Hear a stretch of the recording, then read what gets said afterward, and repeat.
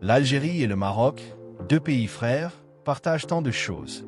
La langue, la religion, l'histoire, parfois même les souvenirs d'enfance. Pourtant, depuis près d'un demi-siècle, un fossé s'est creusé entre eux, entretenu par une vieille querelle sur le Sahara marocain. Cette rivalité, comparée à une dispute d'héritage entre jumeaux, a figé la région dans une impasse où chacun s'épuise et personne n'en sort grandi. Que retire réellement l'Algérie de cet acharnement à soutenir le Polisario? Après tant d'années, alors que la région aurait pu s'épanouir à travers la coopération, les frontières restent closes, les peuples séparés. C'est le début d'une histoire où la fierté prend souvent le pas sur le bon sens et où le coût humain et économique se fait sentir partout. Le coût de cette rivalité est immense. Depuis 1994, la frontière terrestre est fermée, mettant à l'arrêt tout commerce entre les deux voisins.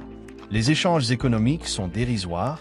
Le Maroc commerce 30 fois plus avec l'Espagne qu'avec l'Algérie. L'Union du Maghreb arabe, imaginée comme un moteur d'intégration, stagne, rendant le Maghreb l'une des régions les moins connectées au monde. Cette absence de coopération coûte chaque année des milliards de dollars en croissance perdue.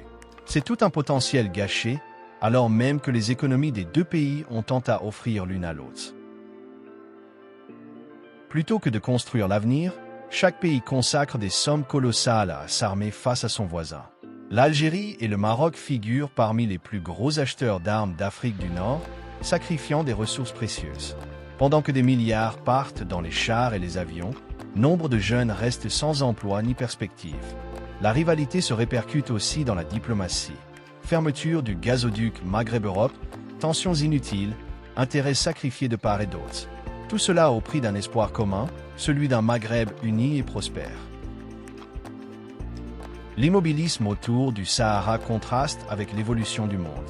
Alors que la communauté internationale s'adapte et que des dizaines de pays reconnaissent la souveraineté du Maroc sur ce territoire, la situation sur le terrain reste figée. Les réfugiés sahraouis, eux, attendent dans les camps de Tindouf, victimes collatérales d'un bras de fer diplomatique dépassé. Bien des voix, y compris au sein du Maghreb, s'interrogent. Pourquoi s'accrocher à un conflit dont l'issue est de plus en plus incertaine? Pendant que le temps passe, d'autres régions avancent, investissent, construisent. Le Maghreb, lui, reste à la traîne. Ironiquement, c'est l'Algérie qui paie le prix le plus lourd de cette impasse. En refusant de coopérer, elle se prive d'un marché maghrébin de 100 millions de consommateurs, de nouvelles routes vers l'Atlantique et l'Europe, et d'un boom potentiel du tourisme et des échanges humains. Les entreprises algériennes manquent d'opportunités à cause de cette fermeture. Les familles restent séparées. Le pays s'enferme dans un isolement qui n'apporte ni développement ni prestige. Pendant ce temps, le Maroc multiplie les partenariats internationaux, alors que l'Algérie regarde encore vers le passé. Et si, enfin, le Maghreb décidait de bâtir un avenir commun? Face aux défis du XXI siècle, chômage des jeunes, changement climatique, stabilité régionale, continuer à ressasser de vieilles querelles paraît absurde. Un Maghreb uni, même simplement apaisé, aurait tant à offrir. Plus de richesse, plus de sécurité, plus de force sur la scène internationale.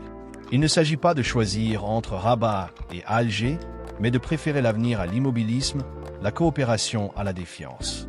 Rompre avec la logique de l'antagonisme, c'est offrir aux nouvelles générations une chance de prospérer ensemble. Après 50 ans de rivalité stérile, il est peut-être temps d'ouvrir les yeux. L'Algérie n'a rien à gagner à s'accrocher à une politique qui l'isole et la prive de son potentiel.